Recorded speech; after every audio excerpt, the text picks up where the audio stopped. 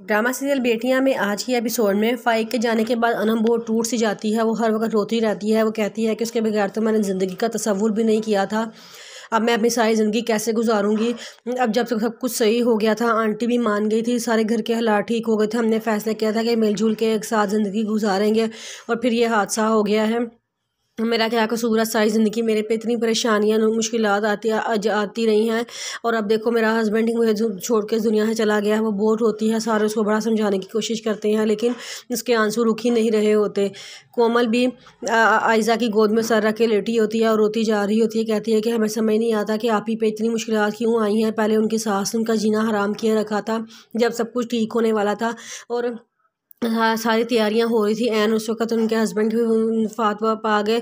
हमारी अनम आपी तो इतनी अच्छी है, उन्होंने कभी किसी को कुछ कहा भी नहीं है, कभी किसी के बारे में बुरा चाहना तो क्या, बुरा सोचा भी नहीं है। उनके साथ ऐसा क्यों हुआ है? अल्लाह ताला ने उनको इतनी आज़माइशों में क्यों डाला है? आयज़ा कहती है कि भई अब ऐसे ही होता है। अल्लाह ताला के जो नेक बंदे होते हैं, जो अल्लाह ताला को पसंद होते हैं, कि जिनका सब्र अल्लाह ताला को पसंद होता है, अल्लाह ताला उन्हीं पे ज़्यादा आज़माइशें डालता है। हमारी अनम अल्लाह ताला को पसंद है, अल्लाह ताला की इसीलिए उस पे आज़माइश डालता है कि वो उन पे पूरा उतरने की काबिलियत रखती है। फिर उसके बाद कोमल कहती है कि हमारे पापा पे देखें क्या गुजर रही होगी। पहले वो आपका इतना दुख उन्होंने बर्दाश्त किया, सबसे पहले फ़िज़ा आपी का इतना घर में परेशानियां थी, वो उन्होंने बर्दाश्त किया। फिर आपके घर के इतने हालात ख़राब हो गए, फिर वो बर्दाश्त किया, और अब उनकी एक बेटी बेवा हो गई है, उन पे क्या गुजरती होगी।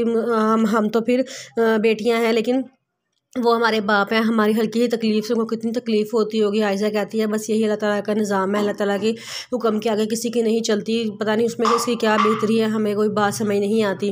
कोमल कहती है कि बस यही हमारी किस्मत में लिखा हुआ था, अब तुम ज़्यादा मत रो, तुम अपना दिल भड़ा करो, क्योंकि अगर हम हौसला हार देंगे तो अनम को हौसला कौन देगा? हमने अनम का हौसला बनना है। कोमल कहती है हाँ आप ही, ये तो मैं आप सही कह रही हैं। वहाँ पे हानिया और फ़ारिस बाहर के मुल्क जा रहे होते हैं, तो वो आके उससे आप पूछते हैं कि फ़ारिस पैकिंग हो गई है सारी? वो कहता है कि हाँ जी सारी पैकिंग हो गई है। तो वो कहते हैं कि तुम्हारी फ़्लाइट का टाइम हो रहा है, हानिया नीचे क्यों नहीं आई है अब तक? वो कहता है कि मैं आवाज़ देता हूँ अभी आ जाती है।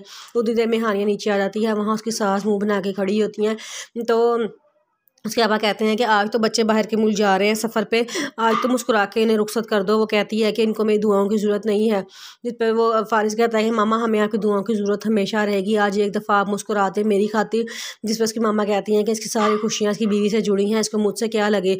लेकिन फिर भी जब वो बेटा कहता है तो उस पर थोड़ा सा मुस्कुरा देती है। फिर हानिया कहती है अच्छा आंटी हम जा रहे हैं, आप अपना ख्याल रखिएगा। वो कहती है कि मुझे अपना ख्याल अच्छी तरह रखना आता है, मुझे तुम्हारी एडवाइस की ज़रा भी ज़रूरत नहीं है। हानिया खामोश हो जाती है। फिर उसके बाद हानिया अनम वो उससे कहती है, अपनी बहन फ़िज़ा से कहती है कि अनम आप ही का बहुत ध्यान रखना, उनको बहुत हौसला देना। मेरा दिल नहीं कर रहा बाहर जाने का, सिर्फ अनम आप ही की वजह से, कि वो मैं उनका सहारा बनना चाहती थी, उनको हौसला देना चाहती थी, लेकिन मेरी मजबूरी है, मुझे जाना पड़ा है। फ़िज़ा कहती है तुम बेफ़िक्र हो के जाओ, यहाँ हम सारे हैं उसके पास, हम सारे उसका ख्याल रखेंगे, पापा हैं, हम हैं, बाकी बहनें हैं, हम सारे उसका ख्याल रखेंगे, तुम परेशान ना हो, तुम खैर से अपने सफ़र पर जाओ।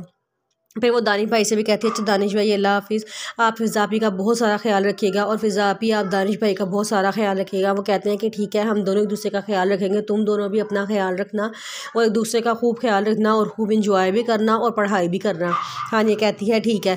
फिर वो कहते हैं कि अच्छा चलो हम जा रहे हैं, वो उनको एयरपोर्ट पर छोड़ने जाते हैं। वहाँ पर हानिया रोती हुई रुखसत हो जाती है।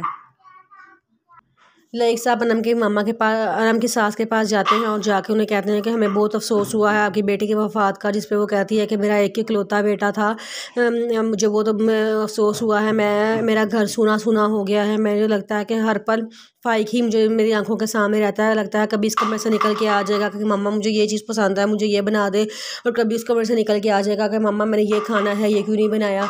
जिस पे पापा कहते हैं कि इतना बड़ा नुकसान है कि इसकी कमी कोई भी पूरा नहीं कर सकता, हम आपको सिर्फ हौसला ही दे सकते हैं, लेकिन जिस पे गुजरती है ना वही जानता है। उसकी मम्मा कहती हैं कि नहीं हाँ वाकई ऐसा ही है, जिस पे गुजरती है वही जानता है।